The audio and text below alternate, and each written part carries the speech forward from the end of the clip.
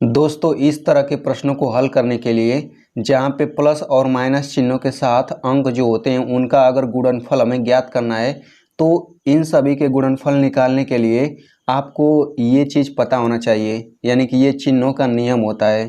तो सबसे पहले हम इन चिन्हों के नियम को समझ लेते हैं। तो अगर आप इस तरह के प्रश्नों को अच्छे से समझना चाहते हैं तो आप लोग इस वीडियो को अंत तक देखिएगा। अगर आप थोड़ी सी चीज़ भी कुछ मिस करते हैं तो आपको ये अच्छे से समझ नहीं आएगा, फिर आपका डाउट हमेशा के लिए बना रहेगा। तो चलिए सबसे पहले हम इन चिन्हों का नियम समझ लेते हैं। तो देखिए, जब भी प्लस चिन्ह का प्लस चिन्ह के साथ गुणा किया जाता है तो वो हमेशा प्लस ही आता है, और जब प्लस चिन्ह का माइनस चिन्ह के साथ गुणा किया जाता है तो वो माइनस आता है। वैसे ही जब माइनस चिन्ह का प्लस चिन्ह के साथ गुणा होता है तो वो माइनस आता है, और जब माइनस चिन्ह का माइनस चिन्ह के साथ गुणा होता है तो ये प्लस आता है। ठीक है, आपको ये चारों नियम, चिन्हों का नियम याद होना चाहिए। ठीक है, तो आप लोग इसको याद कर लीजिएगा। अब हम लोग आते हैं प्रश्न पे।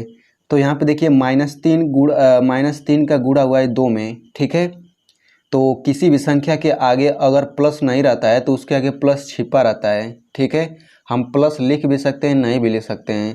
तो 2 के पहले प्लस है कि नहीं, यहाँ पे प्लस होगा, ज़रूर होगा। तो सबसे पहले हम इन चिन्हों का गुणा कर लेते हैं। तो माइनस का गुणा प्लस में करेंगे कितना आएगा, देखिए माइनस चिन्ह का गुणा प्लस में करेंगे तो माइनस आएगा। तो सबसे पहले चिन्हों का गुणा करके हम यहाँ पे माइनस लिख लेते हैं। अब अंकों का गुणा हम आसानी से कर सकते हैं, 3 दूना 6। ठीक है, यानी कि -3 का 2 में गुणा करेंगे तो वो -6 आएगा। अब यहाँ पे आ जाते हैं तो देखिए इस संख्या के आगे भी प्लस होगा, तो प्लस चिन्ह का माइनस में गुणा करेंगे तो वो कितना आएगा, माइनस आएगा, तो माइनस लिख लेते हैं। फिर 4 का गुणा 3 में करेंगे कितना आएगा, 4 तियाँ 12। तो इस तरीके से 4 गुणा -3 -12 आ जाएगा। अब यहाँ पे देखें तो दोनों संख्याओं के आगे प्लस है, तो उनका प्लस प्लस गुणा करेंगे तो यहाँ पे प्लस आ जाएगा, और 2 का गुणा 3 में करेंगे तो 6 आ जाएगा। ठीक है, यानी कि कोई भी संख्या अगर दी गई है और लेकिन उसके आगे कोई चिन्ह नहीं दिया गया है तो उसका मतलब ये होता है कि उसके पहले प्लस चिन्ह छिपा रहता है। आप प्लस चिन्ह लिख भी सकते हैं, नहीं भी लिख सकते हैं। ठीक है, अब यहाँ पे आते हैं तो माइनस का माइनस में गुणा करेंगे तो वो प्लस हो जाएगा। ठीक है, और 5 छक्का 30 हो जाएगा। तो आप +30 न लिख करके इसको आप इस तरह लिख सकते हैं, क्योंकि इसके आगे प्लस छिपा रहता है। अब हम लोग इसे समझ लेते हैं। तो इस तरह के प्रश्नों में सबसे पहले हम चिन्ह का ही गुणा करेंगे, लेकिन केवल माइनस चिन्ह का गुणा करेंगे। तो यहाँ पे देखिए माइनस चिन्ह -3 3 बार दिया गया है माइनस चिन्ह। तो सबसे पहले इन दोनों का गुणा करते हैं, तो माइनस का माइनस में गुणा करेंगे तो प्लस हो जाएगा, यानी कि इन दोनों चिन्हों का गुणा करने पर प्लस आ गया।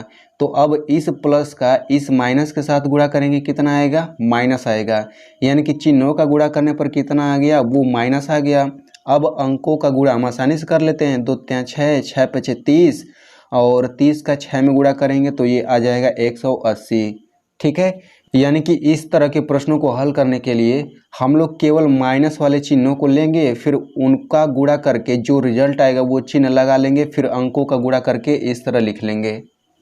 अब मैं आपको एक प्रश्न देता हूँ, आप लोग उसे हल करके कमेंट में जवाब दे दीजिए, तभी तो मुझे पता चलेगा कि आपको अच्छे से समझ आया है। तो प्रश्न है -3 गुणा -2 गुणा -1 गुणा -2 गुणा 2 बराबर। तो इसको हल करेंगे तो कितना आएगा, वो हल करके आंसर कमेंट बॉक्स में दे दीजिए। तो अगर आप मैथ में कमज़ोर हैं तो ये चैनल आपके बहुत काम का है, इस चैनल को सब्सक्राइब कर लीजिए। मिलते हैं अगली वीडियो में।